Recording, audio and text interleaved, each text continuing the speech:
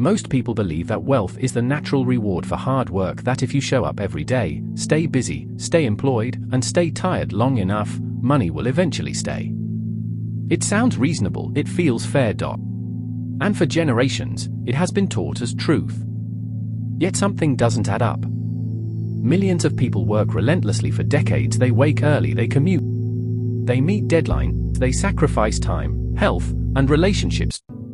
And still, at the end of each month, or even at the end of a lifetime, there is very little to show for it. Not because they were lazy, not because they lacked ambition, not because they didn't try hard enough, but because effort alone has never been the deciding factor. This is the uncomfortable truth few people like to confront. Hard work, by itself, does not create wealth. If it did, the hardest working people in society would be the wealthiest. They are not.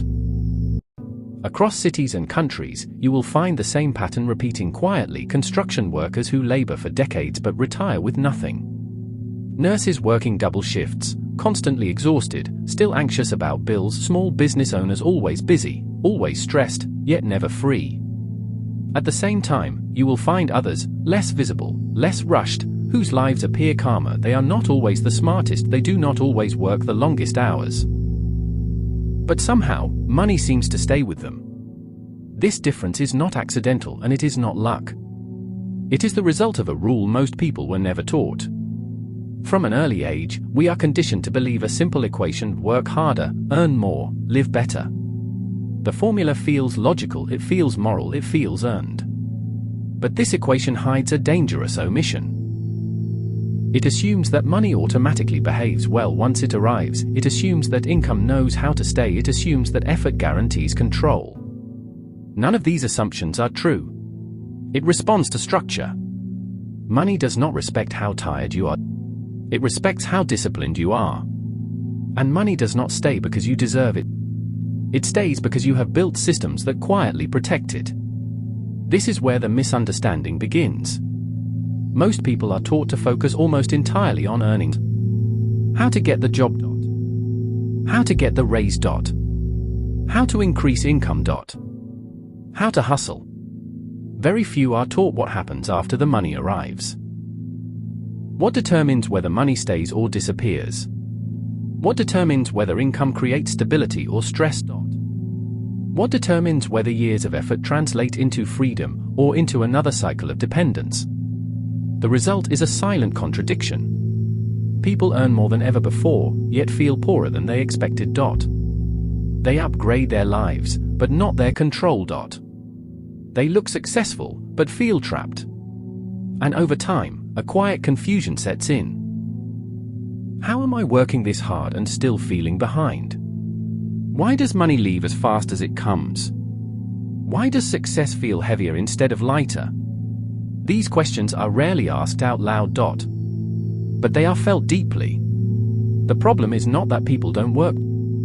The problem is that most people were trained to run faster, without ever being taught where the road actually leads. We live in a culture that celebrates visible effort.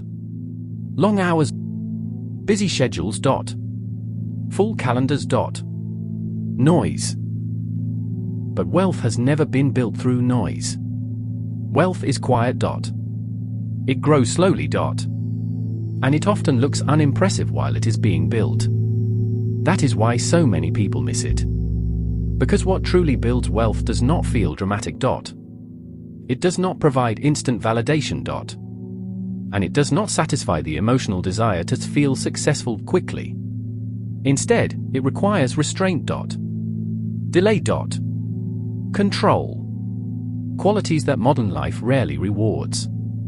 There is another truth that makes this even harder to accept. Many people who work the hardest are also the most vulnerable financially. Not because they are irresponsible, but because high effort without structure often leads to high exposure. When income increases without discipline, spending expands to match it. When lifestyle rises faster than control, money loses its ability to create freedom. And when systems are weak, every unexpected expense becomes a threat. This is how people become busy but fragile.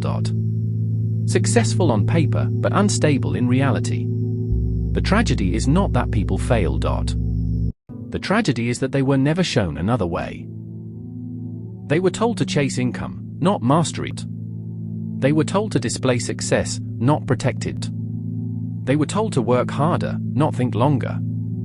And so they run in year after year, a promotion after promotion, to upgrade after upgrade. But the destination never seems to arrive. This video is not about blaming effort. Effort matters. It is about exposing what effort alone cannot do. Because wealth is not built by motion. It is built by direction. And direction requires something far more difficult than hard work. It requires control. In this video, we will look closely at how early conditioning shapes financial behavior, how beliefs about income, lifestyle, and status quietly decide outcomes long before money is even earned. Because until those beliefs are understood, effort will continue to produce movement. But not freedom. Long before most people earn their first paycheck, their relationship with money has already been shaped. Not by experience but by repetition. From childhood, we absorb a quiet set of instructions about how life is supposed to work: go to school, get good grades, find stable work, earn more over time, and eventually, things will fall into place. Money, in this story, is presented as a reward, something that arrives automatically after effort. What is rarely explained is what money expects in return. Most people are never taught to think about money as something that must be managed deliberately. They are taught to think of it as something that will behave once it is earned. This is the first misunderstanding. In school, we are praised for performance, not for restraint. In society, we celebrate income, not control. Success is measured by visible outcomes, cars, homes, lifestyle, not by stability or freedom. Over time, these signals form a belief system. More income means progress, more spending means success, more visibility means achievement. And because these beliefs are socially reinforced, they rarely feel dangerous. They feel normal. By the time most people enter the workforce, the framework is already in place: work harder, earn more, upgrade life accordingly. Very few stop to question the sequence. Income comes first, lifestyle follows, control is assumed. But control does not arrive automatically. This is where the second misunderstanding begins. As income grows, expectations grow with it, and not just personal expectations, but social ones. A better job comes with a better apartment, a raise comes with a better car, a success comes with pressure to display it. These upgrades are rarely framed as choices, they are framed as milestones. And because they happen gradually, they don't feel reckless, they feel earned. Yet beneath the surface, something subtle is happening. Every upgrade increases financial speed, money enters and exits faster. Fixed expenses rise. Commitments harden, flexibility shrinks. But because income is still arriving, the warning signs are easy to ignore. This is how people become trapped without realizing it. They are not irresponsible, they pay their bills, they show up, they work. But their system is fragile. One unexpected expense creates anxiety, one missed paycheck creates stress, one economic shift creates fear. From the outside, everything looks fine. From the inside, control is slipping. This is the invisible trap. Working harder feels like the solution, but it often deepens the problem. Longer hours leave less time to think, more responsibility leaves less room to adjust, higher income increases pressure to maintain appearances. The result is a strange contradiction. People become more capable, but less free; more experienced, but more exposed. More successful, but more dependent. And because effort is praised, the trap remains hidden. Few people pause long enough to ask the uncomfortable question. If I am earning more, why does my life feel tighter instead of lighter? The answer is rarely about income. It is about structure. Most people were never taught to separate earning from keeping, or success from stability. They were taught to chase progress, not to protect position. So they run faster. They accept more responsibility, they pursue promotions, they increase output. But without a system designed to slow money down, speed becomes the enemy. This is why so many people experience the same pattern. Early in their careers, progress feels exciting. Expenses are low, freedom feels possible. Then gradually, Almost quietly, obligations accumulate. Rent increases, loans appear, the subscriptions multiplied, lifestyle expectations solidify. None of these decisions feel disastrous on their own, but together they create momentum. And momentum without direction leads to drift. This is how people end up working hard for decades. Not because they failed, but because they followed a path that never prioritized. Control. Society rarely warns against this. In fact, it rewards it. Busyness is admired, sacrifice is normalized, exhaustion is worn like a badge. Meanwhile, those who move slowly, who delay upgrades, who avoid noise, who prioritize stability, are often overlooked. Their progress is invisible, their discipline is quiet, their choices are misunderstood. But over time, the difference becomes undeniable. One path leads to constant motion, the other leads to accumulation. One path feels impressive, the other feels boring. And yet, only one produces wealth. The tragedy is not that people choose poorly, it is that most people never realize there was a choice at all. They were taught what to pursue, but not what to protect. They were taught how to earn, but not how to hold. And so the cycle repeats. Work harder, earn more, spend more, feel stuck. This is not a personal failure, it is a structural one. And until the structure changes, effort alone will continue to produce movement, but not freedom. Stay calm as we introduce the silent wealth principle that breaks this cycle. Not a trick, not a shortcut, but a quiet law that determines whether money becomes a tool or a burden. At some point, every long journey reaches a quiet fork. Not one marked by signs, not one announced with urgency, but one defined by a single, invisible decision. Whether money will be controlled, or whether it will control the pace of your life. This is where the silent wealth principle begins. Not with growth, not with income, but with control. Control is rarely discussed because it is not exciting, it cannot be displayed, it does not impress strangers. Yet control determines everything that follows.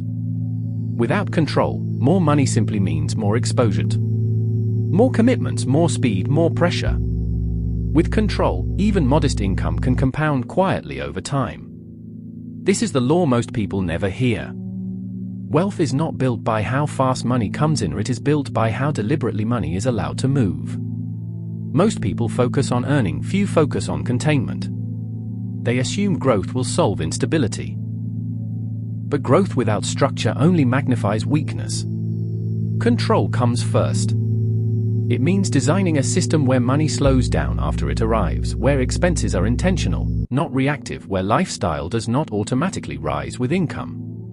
This is not deprivation, it is positioning. When money moves slowly, it can be directed. When it moves slowly, it can be protected. When it moves slowly, it can be multiplied. Speed feels powerful, but speed eliminates choice. This is why so many people feel trapped despite progress. Their income has grown, but their margin has disappeared. The silent wealth principle rejects this pattern. It says, before you grow, stabilize; before you expand, protect; before you accelerate, build structure. Only then does growth become meaningful. To understand this more clearly, consider two paths. Not two people, but two ways of thinking. The first path is familiar. Money arrives. Life upgrades, commitments increase. Spending feels justified because effort is real, progress feels earned because income is higher. But beneath the surface, dependence grows. Dependence on the next paycheck, dependence on consistent performance, dependence on conditions remaining favorable. There is motion, but no leverage; there is activity, but no buffer. This path is loud, busy, impressive, and fragile. The second path looks different. Money arrives, but lifestyle remains restrained. Income increases, but expenses move slowly. Progress is measured privately. There is no rush to display success, no urgency to upgrade identity. Instead, there is structure. Expenses are capped, systems are intentional, time horizons are long. This path feels boring, even uncomfortable.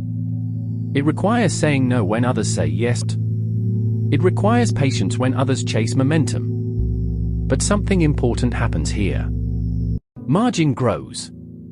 Not just financial margin, but mental margin. Choices expand, pressure decreases, optionality returns. This is where wealth begins. Not visibly, but structurally. And this is why so few reach it. Because this path offers no applause. It demands delayed gratification in a world addicted to immediacy. It demands restraint in a culture that celebrates consumption. Most people are not unwilling to. They are simply never shown this alternative. Now pause for a moment. This is not about judgment, it is about awareness. Ask yourself, has my lifestyle been upgraded without a system to support it? Has speed replaced strategy? These questions are uncomfortable because they are honest. This is why they are avoided. Reflection is the most powerful and least practiced financial skill. Most people are too busy moving to notice direction. This is why the silent wealth approach pauses deliberately. Not to slow progress, but to ensure it compounds. Wealth does not punish ambition. It punishes disorder. It does not resist effort, it resists haste without structure. Another pause. Notice how often financial advice focuses on tactics: what to buy, what to invest in, what to chase next. Rarely does it focus on behavior.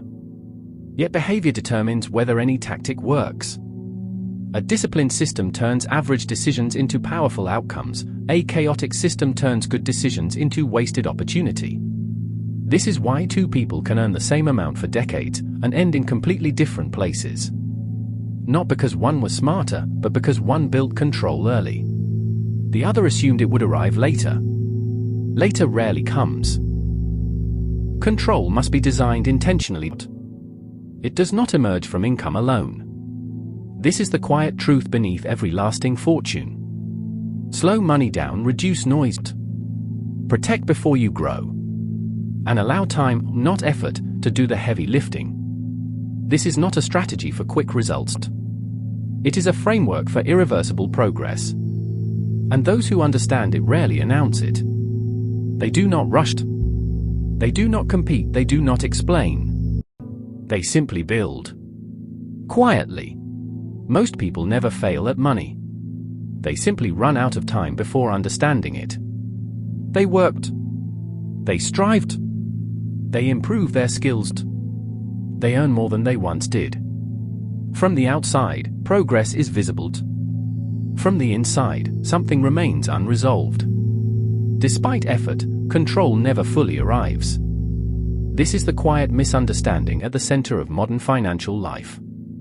We are taught that wealth is a reward for hard work.